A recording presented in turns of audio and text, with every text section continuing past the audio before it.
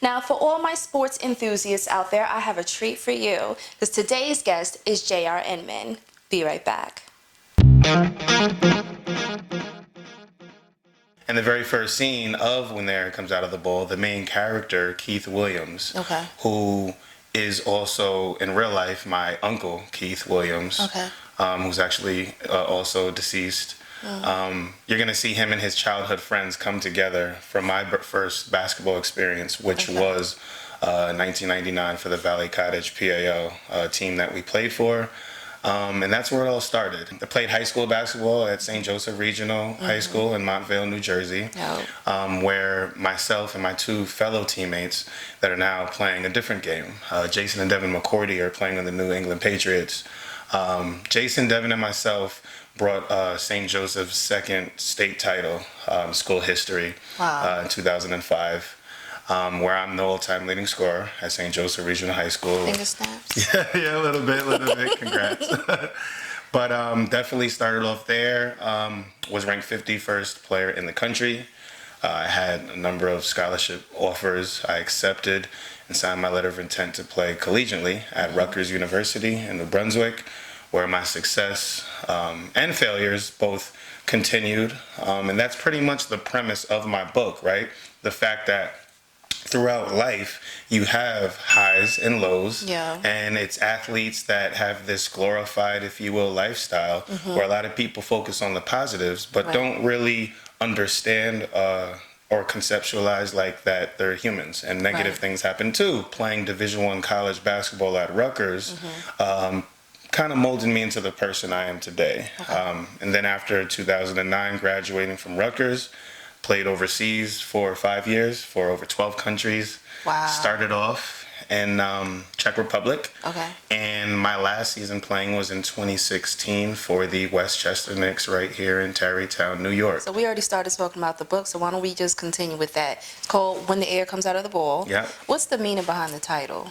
When the air comes out of the ball, Ebonée, is a simple metaphor. With basketball, you know, understanding that every athlete will and has played their first game and will ultimately play their last game. And it's all about the resources that are provided to you and different things that you decide to take advantage of.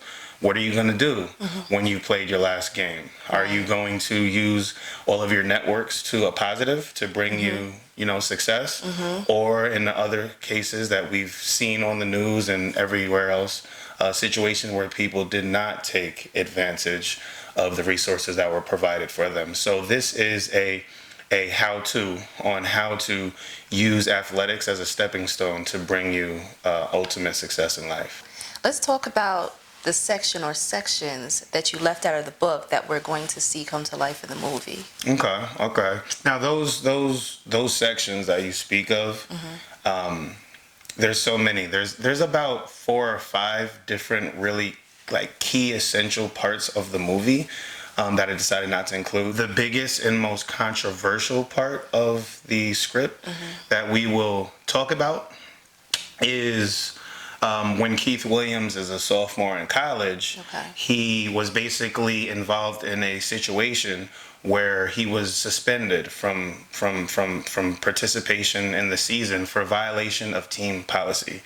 Anybody that watches college sports knows what violation of team policy really means. Like in real life, that's just a fancy way of saying he failed a drug test. The first opportunity and situation where Keith Williams had to climb over the hill was in a situation where he and his teammates had failed a drug test, and he was the only person that was penalized for it. The overall tone of the movie is a combination of some of your hood favorites. He Got Game, Coach Carter, Juice.